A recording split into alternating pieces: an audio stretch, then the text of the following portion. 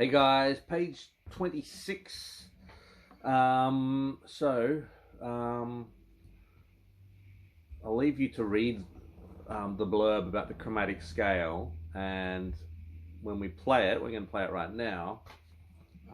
Walking fingers, index, middle, and we have a G, G sharp, first finger, A, second finger, A sharp. That's all on the G string, right? Now we go to open B, next bar. C, first finger, C sharp. It's good to name them out loud. D, third finger. Then the next bar, we're still on the B string. We got D sharp with the fourth finger, and there's a little 4 there, right? Tells you fourth finger. Open E, F. So we're on the E string now. We're open E, F, F sharp, second finger. Next line, G. And now we have a G flat, second finger. It's the same as the F sharp. So you remember that if a note, so F sharp can also be called G flat. So some of these, if I'm thinking here on F sharp, if I'm thinking of it as, the higher version of this note, F, it's an F sharp. But if I'm thinking of it as the lower version of this note, G, then it's G flat. Don't stress. This will all make sense. And 99.9% of the time, if we're in a key that's got sharps in it, that's all you're going to have. You don't have sharps and flats in the same key. Of course, there's exceptions to every rule. But, we do need to know that, this F sharp could also be G flat. Or this D sharp could also be E flat. So we'll start from the second line, and we'll just go down in flats. So the start of the second line, G, G flat, F, E. Next bar is E flat, so it's the same note that we called D sharp before. It's the fourth fret of the B string, right? Then D natural, then D flat, then C, then B, B flat, A flat, G. So it's a good thing to do this on your own, up and down really slowly, and name them out loud. And that way they'll get to be, your friends. You recognize them. Okay, I'm going to move on to grouping notes. This is a really cool little exercise. It's talking about, playing these groups of notes as a chord, and we pluck them all at once. So I'm going to use my thumb for the bass note, and then I've got index, middle, ring, or IMA, to play the notes above that. So this is the exercise at the bottom of the page, grouping notes.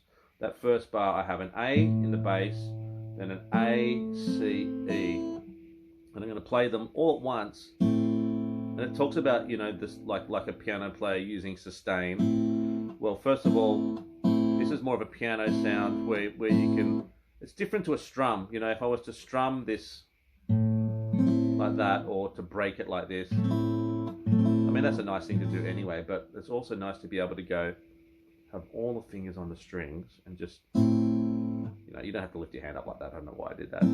But just, just pluck them all at once.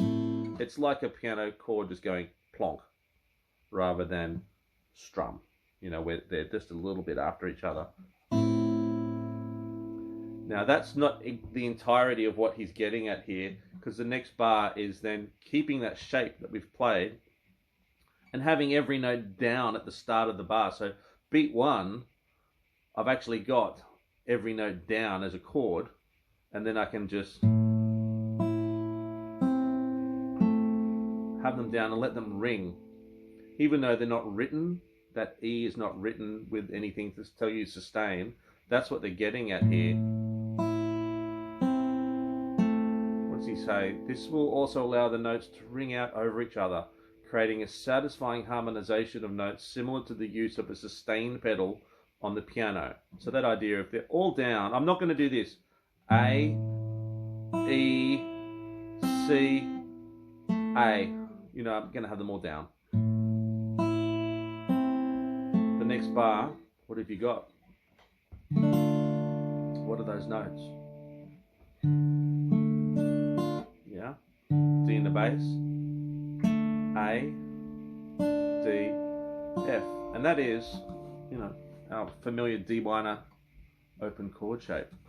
So they want you to play it like this. You know, just plop them all simultaneously and count to 4. There's semi-breeze. 1, 2, 3, 4, and then play them.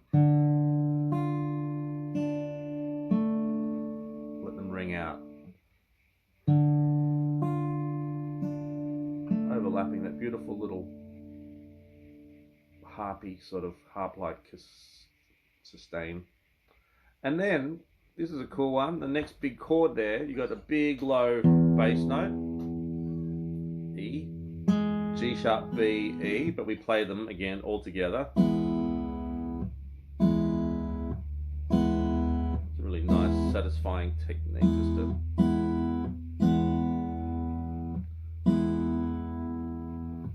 So that's for 4 beats. 1, 2, 3, 4, and then I should have let that finger down. So that's cool, you know, that big chord, we're only holding that one note down, that G sharp, to get a big E major sound.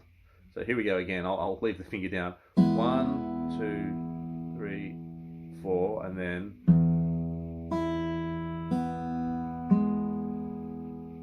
Okay, so I'm sure you can play that all in one go. Yeah, don't,